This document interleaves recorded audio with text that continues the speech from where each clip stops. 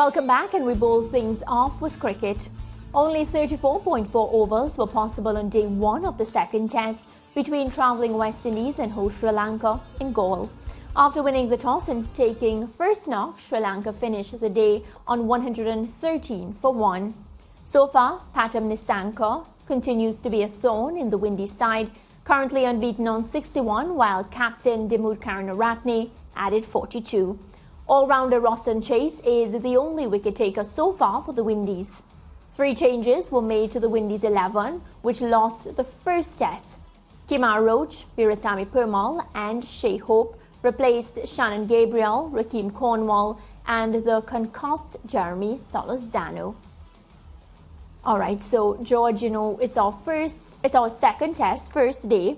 Not too much to read into yet, other than the fact that Roston Chase has taken 1 wicket so far. What did you make of day one of the second test? Well, for the little that was played, a third of the day, because even 34 overs on a 90-day schedule, the West Indies are in for more struggle. The bowlers lack penetration.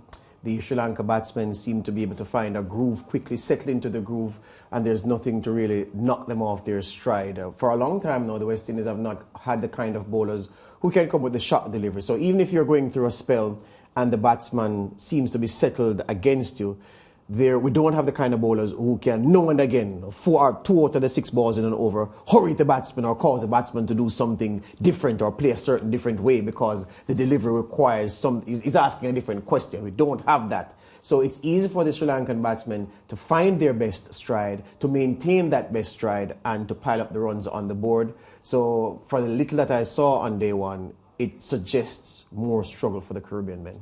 You speak about piling up the runs, so let's just say they pile up the runs on us now. Based on what we've seen in the first test, do you get the sense that, they will come at the crease now when it's time to bat a bit more settled and just do what they have to do, stroke the ball and not try to have these shots, these irresponsible shots that have costed them their wicket time after time? Well, guess what? At least we have 2 very confident batsmen from the last test going in, because the last innings of that test where Joshua De Silva and Nkrumah Bonner, of course, spent a lot of time in the middle, faced a lot of deliveries and built innings. One has to assume that confidence is translating straight into this test, given that the games are so close together. So we have 2 informed batsmen going. The problem, though, is not the lower middle order to the lower order. Well, the lower middle order down. The problem is at the top, from the opener to the man batting at 1 down. Well, Bonner bats there, but from the top to the top order, the top middle order, that has been shaky for the longest while. There's no consistency there. There's nothing there to really change the flow of the game. The bowlers dictate. They dictate the rate at which we score. They dictate everything. They're really in control, and that's the problem here. So the good thing is, at least there are 2 confident batsmen, 2 batsmen with time in the middle from the previous innings they played a few days ago, and I'm confident they will do well once again. A lot of calls for Kemar Roach. They called, the viewers and the fans and whatnot. The selectors answered, coach and captain, and now he's a part of the setup. Kemar Roach comes in. How much time do you have for him, and how do you feel as if he can affect the second test? Big bowler. I mean, even the most curmudgeonly of West Indies fan would not find much to criticize Kemar Roach about over the course of what has been a very good career for us. Beset by injuries, which has curtailed his impact on Test cricket and the number of wickets he has to his name. What is true is that Roach's intelligence is going to be crucial, because the pitches that the Sri Lankans have prepared are not made to help faster bowlers. But he has the nous, what you call it, the brain, to be able to exploit the conditions to good effect. Haven't seen that so far in this Sri Lanka innings. But if there's any quicker bowler who's going to get wickets, Roach is the man who can get them.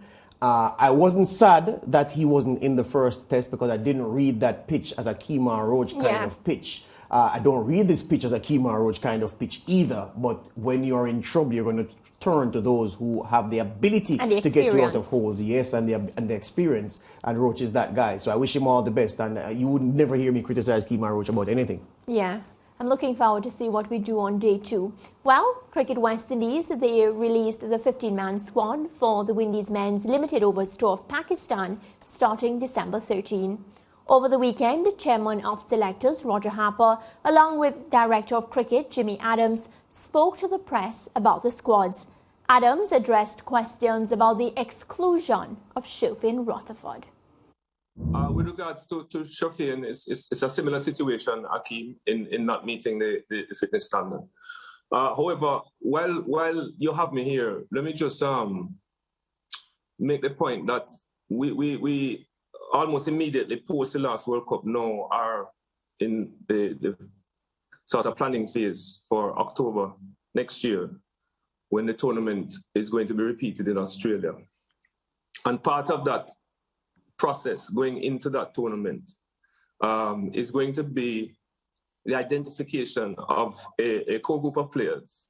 And I would see no reason why some of the players that we're discussing here wouldn't be in that core group of players who we would want to be looking at throughout the process. It's going to be involved maybe about 25 games. So there's a lot of international T20 cricket, and there are youngsters who we know are very talented, and we're going to want to see them involved in this process.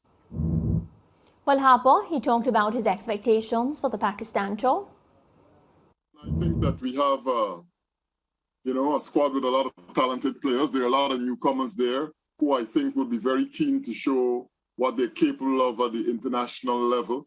And we expect the squad to acquit themselves very well and to really represent us, the West Indies and Cricket West Indies, very well.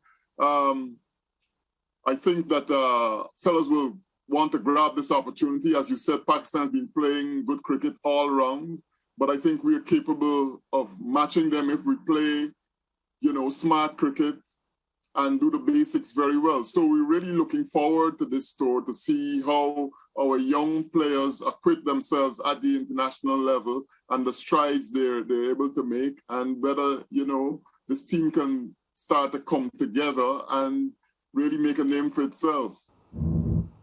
Well, joining us now is cricket commentator Vernon Springer. Vernon, welcome.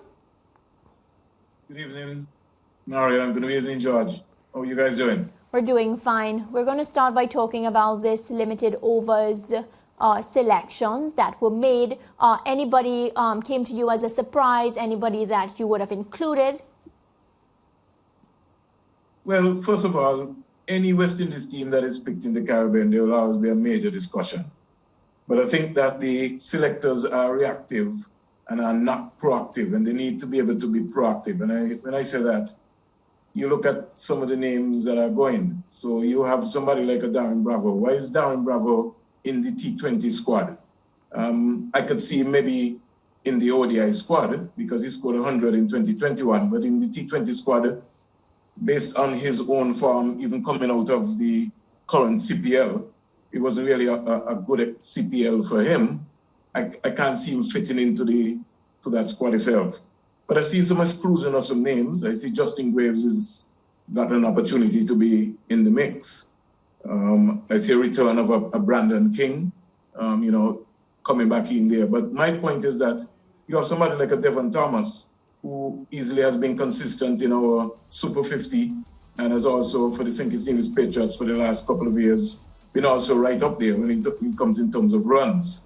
If you look in the Super 50, Devon Thomas would have scored 325 runs in 2019, 227 in 2021.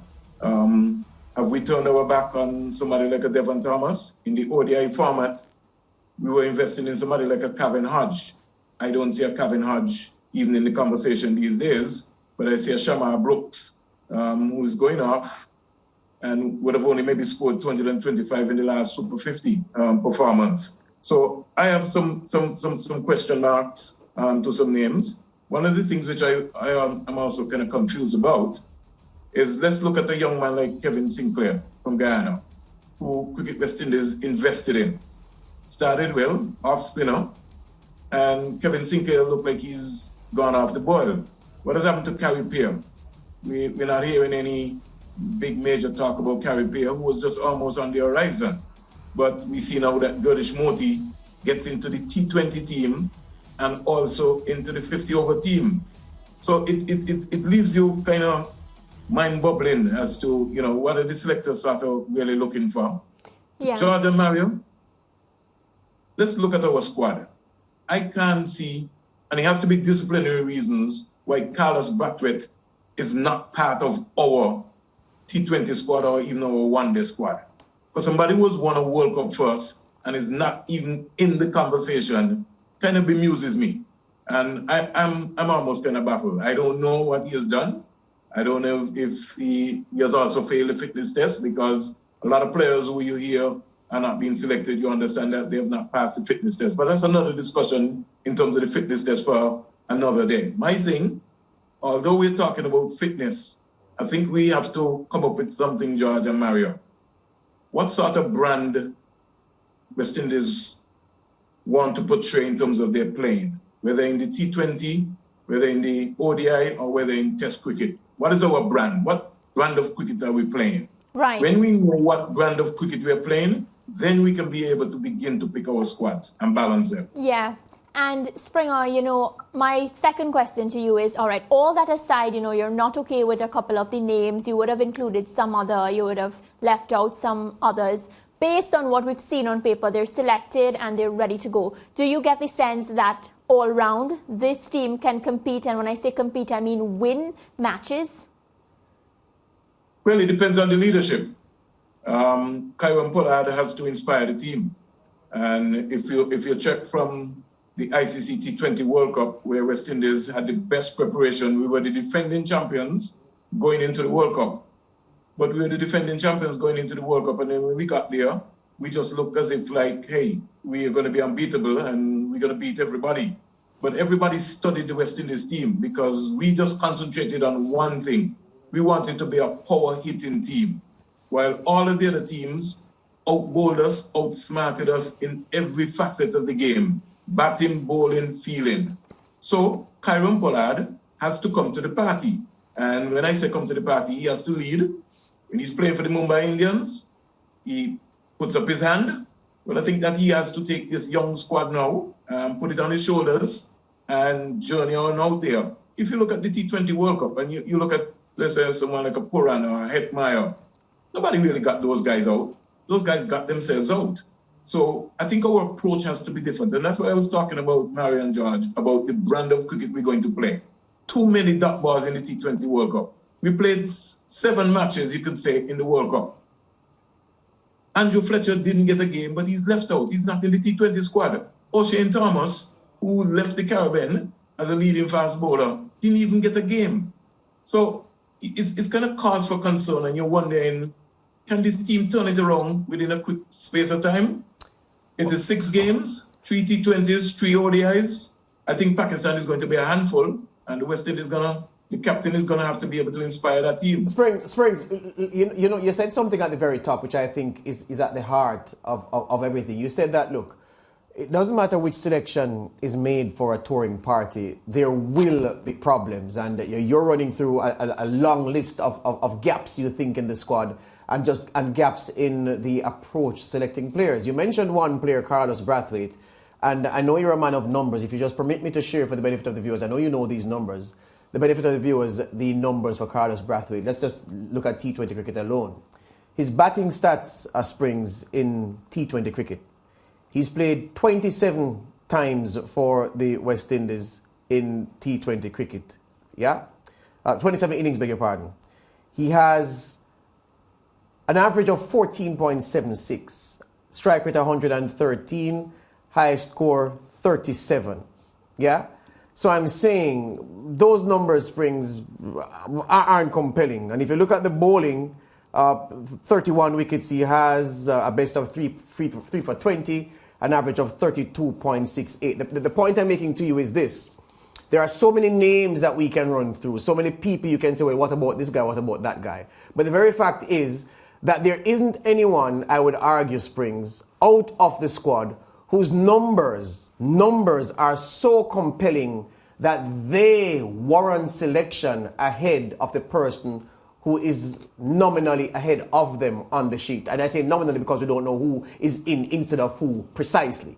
But nobody's numbers are so good that we say that man ought to be in the squad and not that man. That's my submission to you. So you're talking about Carlos Bartlett? Not just him alone. I just used them as an example. You're talking about numbers yeah, we're talking numbers. Yeah, numbers. Yeah. The reason why I raise a Carlos Bartlett, George, and it goes down. Let's be logical in terms of what's happening. We might say you just call some numbers, but we've also had some folks who are in the West Indies team whose numbers have been lower than Carlos Bartlett, and we continue to still select them. So that's why I raised the name Carlos Bartlett. But hold on, Springs. Hold on. Let's do this then. Right. So here's the thing. Again, because you haven't addressed the point, so I take it you're agreeing that nobody outside the squads has numbers so compelling that they would have to be in the squad based on the weight of numbers rather than those who are there. We are settled on that. But when you talk about those who are in the squad, and you are correct that there are people who are in the squad whose numbers are very similar to Carlos's numbers, or even worse than Carlos's numbers, who are still in the squad. But those people, when they play for franchises, they have shown, the big franchises in the big league. I'm not talking the Corrigo T20 or the Corrigo T10.